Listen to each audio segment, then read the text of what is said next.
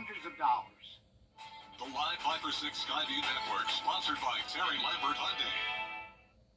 We have an unsettled weather pattern this week. That means on and off rain and storms in the forecast again tomorrow and Wednesday, and then into the weekend. I'll have all the details on that coming up. Now on News Channel 6 at 6, taking a deep dive into the Augusta Parks Department, why some city leaders say an audit is needed, as your News at 6 starts now. Live from Television Park, this is WJBF News Channel 6 at 6. Good evening, everyone. I'm Jenny Montgomery. Thank you for joining us. Coverage you can count on begins with Augusta preparing to dig deep into the finances of the Parks Department. The Commission Finance Committee scheduled to debate Tuesday whether to spend big dollars on auditing the department books. George Escala has the story. It's been 3 months since Augusta commissioners approved the resignation of Parks and Recreation Director Maurice McDowell. On Tuesday, commissioners will debate spending the next 2 months doing a deep dive into the department's finances. And it's well needed. I think it's overdue that we analyze the department at a more significant level. I know they're not bringing back everything, but at least it's a start, even though it's $141,000.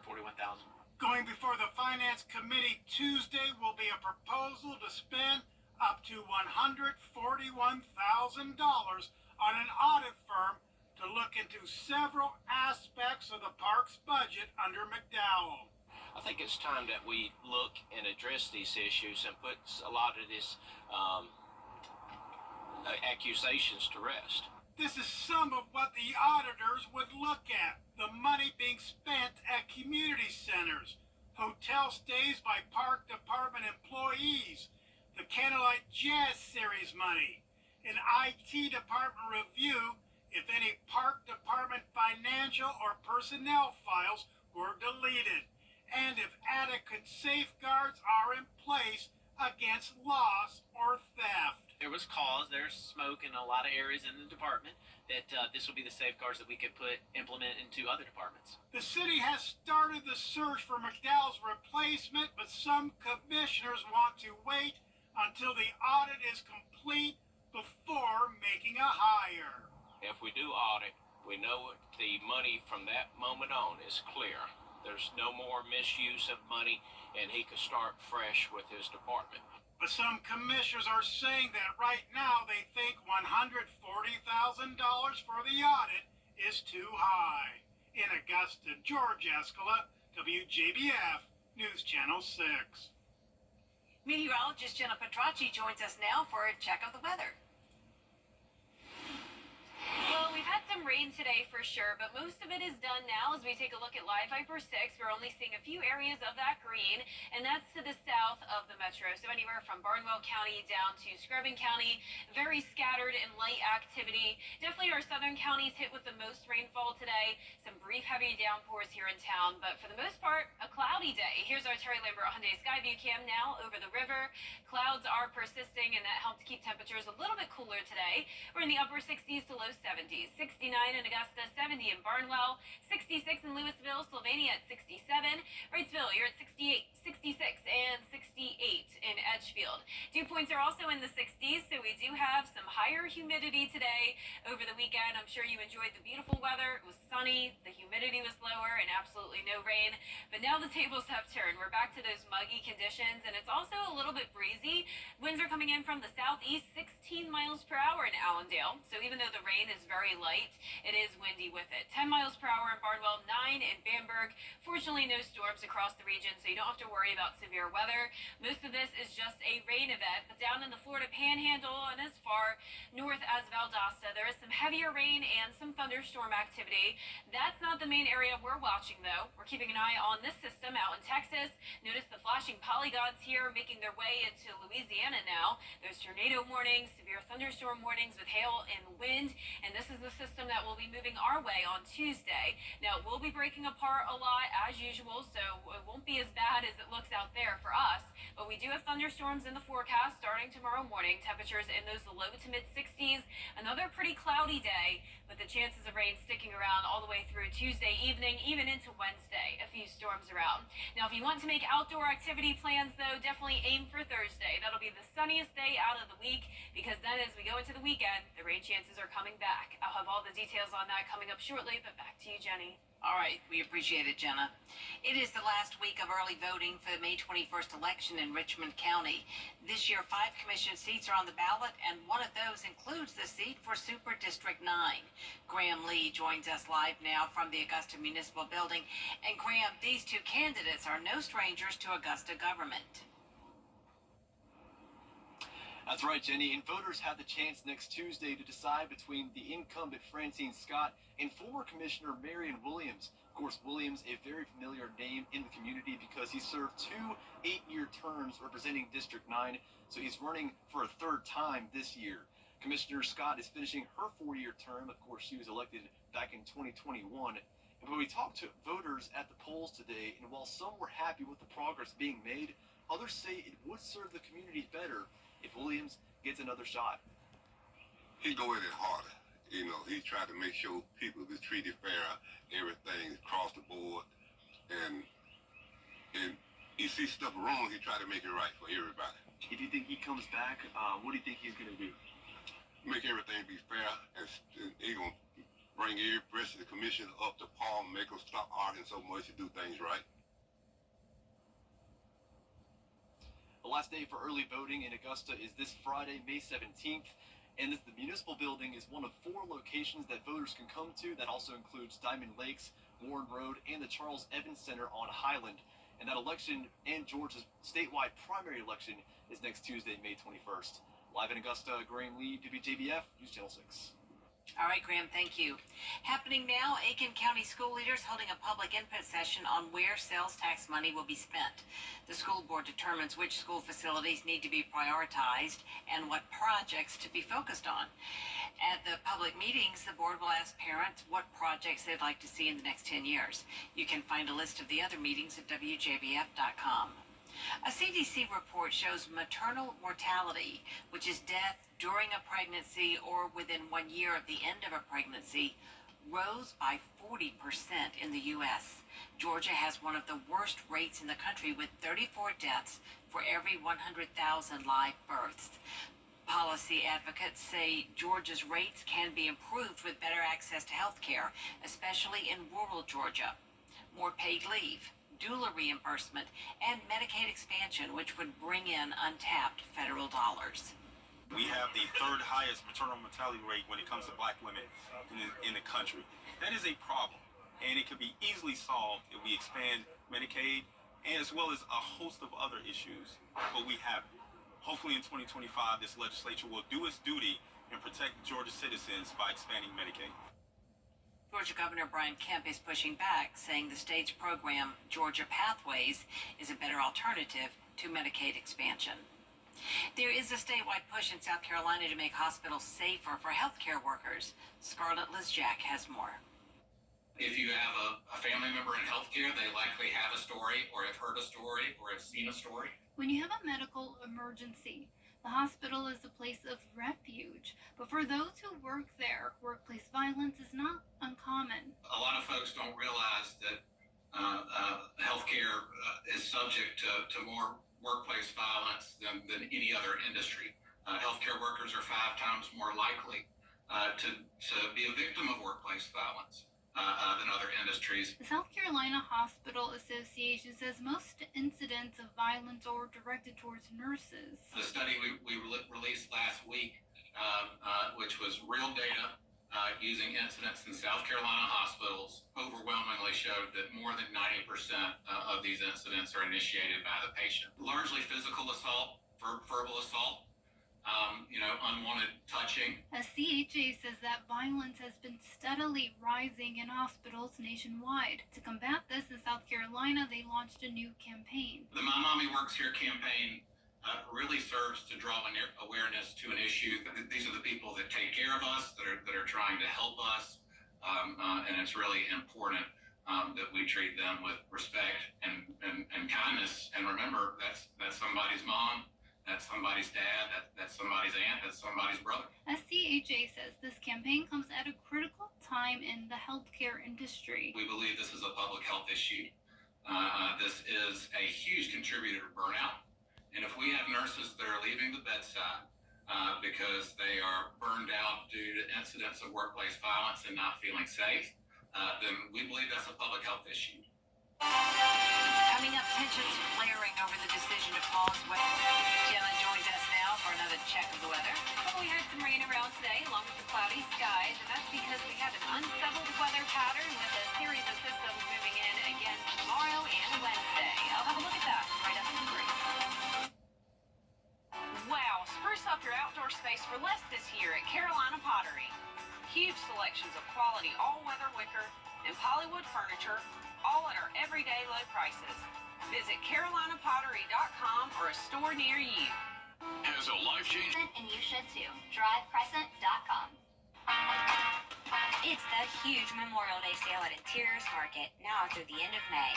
Our trendy, unique furniture, accessories, and mattresses now have even bigger discounts. That's right, every purchase this month has a discount up to 50% off. Our prices are already low, but right now we are celebrating with an additional discount. Come in and scratch off to reveal your savings. Hurry in, get your discount, and take home new furniture today from Interiors Market. It's TV's biggest morning party, live with Kelly and Mark. With big stars and... Are you rooting for me or against me? Weekday mornings at 9 on News Channel 6. Looking for fabulous seasonal decor for your home and outdoor spaces? Carolina Pottery has everything you need for the season, all at unbeatable prices. Flowers, ribbon, signs, you name it, we've got it. Visit carolinapottery.com or a store near you.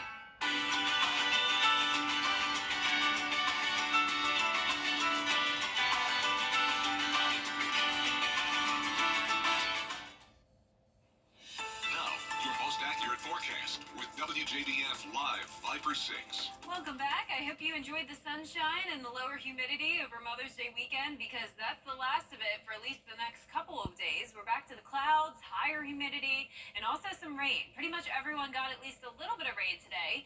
Just 0.02 inches in Augusta and Aiken, trace amounts north of the interstate, and then around 1/4 of an inch down near Wrightsville and Swainsboro. That's where the majority of the rain was today in our southern line counties. Now all of us are pretty much dry, other than this one last band of scattered shower activity from Allendale County down into Screven. That's where we see some light rain shower activity. But over on our Terry Lambert Hyundai Skyview Cam in Aiken, it's still very soggy outside, but no rain coming down at the moment. Skies are cloudy. Temperatures were a bit cooler today from the rain and clouds. Right now sitting at 69 degrees. Feeling muggy with dew points in the low 60s and an east wind coming in at 6 miles per hour. We're seeing anywhere from the mid 60s to low 70s. Warmer in Barnwell, Allendale, and Bamberg sitting in the 70s. 68 in Aiken, 66 in McCormick, 69 in Gibson, and 67 now in Wrightsville. As we take a look here down towards the south, we do have widespread showers from around Charleston down to Valdosta and then into the Florida Panhandle. That's where we have the heavier rain and some thunderstorm activity. We'll have to watch what's out towards the west of us, though, because we have another round of showers and storms that will continue to track towards the east, bringing us some impacts tomorrow. Right now, this is impacting the Houston metro, moving into Louisiana with flashing polygons here indicating severe storms and tornadoes. For us, we'll have a few thunderstorms around in the morning. We'll have on and off rain pretty much throughout the day. Temperatures starting out in the low 60s, climbing into those mid to upper 70s in the afternoon. 60% chance of rain for your Tuesday. A few storms around for Wednesday. Thursday will be beautiful. We'll briefly go back to the sunshine, and then the rain chances come back over the weekend. Now, there's also a marginal risk of severe weather tomorrow through Wednesday morning for the entire CSRA. Overall, those chances are very low, though, going with around a low to maybe a medium threat here of wind, hail, and some flooding. Not concerned about tornado potential. Our feature cast tonight at 7 o'clock showing us pretty much done with the rain, at least for now. Then as we go into the overnight hours, another batch of rain moves in. A few heavier downpours possible, thunder and lightning, but overall it doesn't look too impressive.